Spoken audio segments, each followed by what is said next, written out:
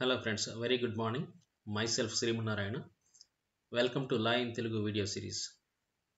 So ఈరోజు వీడియోలో మనం ఇండియన్ పీనల్ కోడ్లోని సెక్షన్ 64 గురించి తెలుసుకుందాం మనం. అలాగే బిఎన్ఎస్లో అయితే సెక్షన్ 8 డీల్ చేస్తుంది.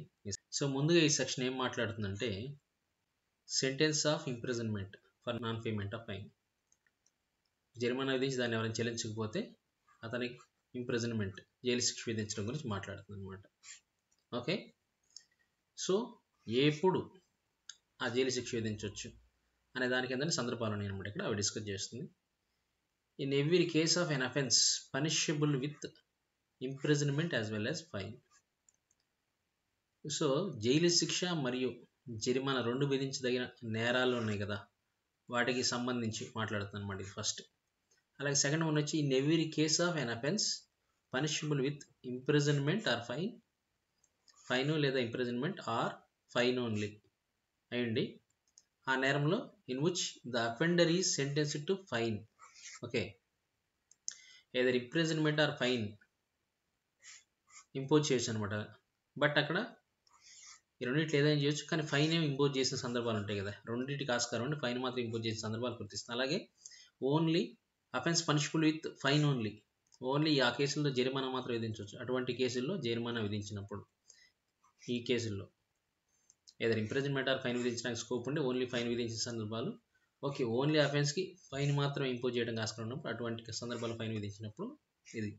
లేదంటే imprisonment as well as fine రెండు విధించడానికి స్కోప్ ఉన్న నేరాలు ఉన్నాయి కదా, ఆ సందర్భంలో in which offender is sentenced to fine, ఆ కేసుల్లో అతనికి జరిమానా విధించినప్పుడు other with or without imprisonment, ఆ ఇంప్రిజన్మెంట్తో పాటు ఫైన్ లేదా ఇంప్రిజన్మెంట్ లేకుండా ఫైన్ విధించిన సందర్భాలకు అనమాట.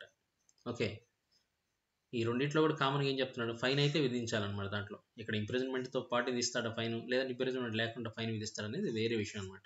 కానీ ఫైన్ అయితే కామన్గా విధించాల్సి ఉంటుంది. ఫైన్ ఉంటేనే ఇది అప్లై అవుతుంది. ఆ ఫైన్ ఉండి ఆ ఫైన్ అనేది నాన్ పేమెంట్ జరగకపోతే అదనంగా ఈ ఇంప్రిజన్మెంట్ జైలు శిక్ష విధిస్తారనమాట. ఇక్కడ ఏదో ఇంప్రిజన్మెంట్ ఆర్ ఫైన్ ఏదో ఒకటి విధించడానికి విధిస్తున్న స్కోప్ ఉండి ఇంప్రిజన్మెంట్ ఆర్ ఫైన్ మాత్రం విధించిన సందర్భాలు, లేదంటే ఈ అఫెన్స్కి ఓన్లీ ఫైన్ మాత్రం విధించాలి, ఇంప్రిజన్మెంట్ లేదు, అలాంటప్పుడు ఫైన్ విధించినప్పుడు ఈ సందర్భాలకి రైట్, ఈ సందర్భాలకి ఈ సెక్షన్ వర్తిస్తుంది అనమాట.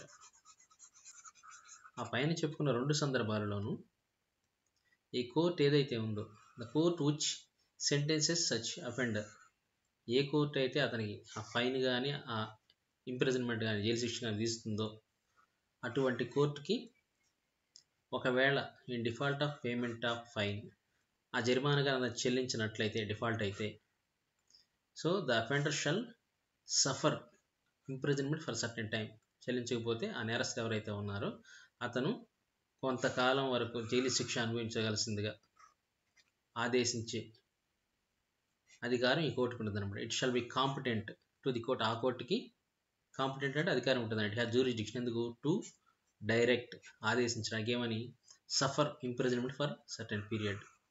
సో ఆ కాలం వరకు, అది చెప్పినంత కాలం వరకు నువ్వు జైలు శిక్ష అనుభవించాలి, అది కట్టన కారణంగా అని ఆదేశించడానికి ఈ కోర్టు కాంపిటెంట్ అనమాట.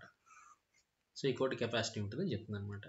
ఓకే, విచ్ ఇంప్రిజన్మెంట్, ఆ ఏదైతే ఇంప్రిజన్మెంట్ అతను అనుభవించాలని చెప్తుందో ఆ ఇంప్రిజన్మెంట్ ఏదైతే ఉందో ఆ imprisonment shall be in excess of any other imprisonment to which he may have been sentenced. Okay, ఇక్కడ పైన చెప్పుకున్నాం ఇంప్రిజన్మెంట్ ఆర్ ఫైన్ రెండు ఉన్నప్పుడు ఇక్కడ ఇంప్రిజన్మెంట్ కూడా ఫైన్తో పాటు 5,000 ఫైన్, ఒక 1 year జైలు శిక్ష విధించారు అనుకోండి. ఈ 1 yearకి ఏంటంటే ఇది ఇన్ అడిషన్ అనమాట. ఇక్కడ ఈ డిఫాల్ట్, దీన్ని ఏమంటామంటే డిఫాల్ట్ ఇంప్రిజన్మెంట్ అంటాం మనం.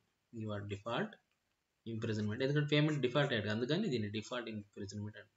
ఈ ఇంప్రిజన్మెంట్ ఏదైతే ఉందో అది ఇక్కడ మెయిన్ అఫెన్స్కి విధించిన జైలు శిక్ష ఏదైతే ఉందో ఆ మెయిన్ శిక్షకి ఇది అదనం అనమాట. ఇన్ ఎక్సెస్ అంటున్నాడు అందుకే.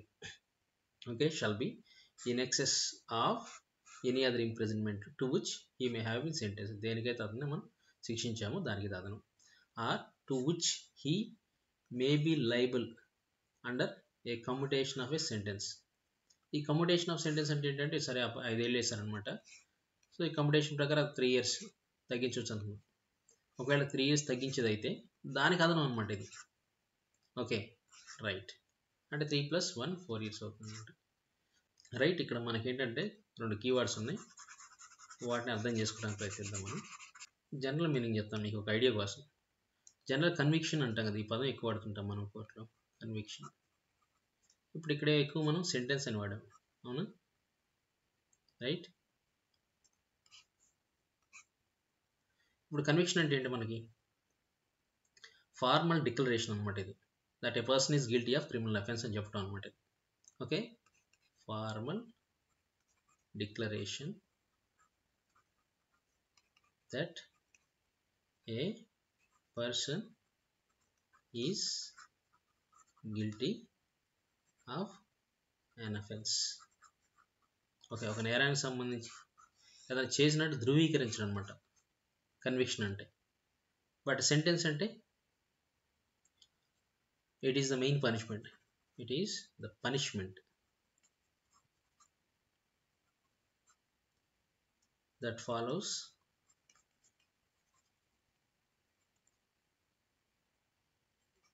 About declaration. మనం చెప్పుకున్నాం, ముందు చెప్పుకున్నాం declaration. Okay, it is the punishment that follows declaration. Sentence అంటే. కన్విక్షన్ అంటే it is the declaration that is guilty of that offence. So ఇతను నేరస్తుడు అని ఇక్కడ ధృవీకరించబడుతుంది, నిర్ధారించబడుతుంది. బట్ సెంటెన్స్ అంటే ఈ నేరానికి ఏదైతే ఉంటుందో పనిష్మెంట్, ఆ పనిష్మెంట్ ఇవ్వడాన్ని సెంటెన్స్ అంటాం. డిఫరెన్స్ అది. రైట్. ఈ చిన్న చిన్న పదాలు కూడా మనం తెలుసుకోవాల్సిన అవసరం ఉంటుంది అనమాట.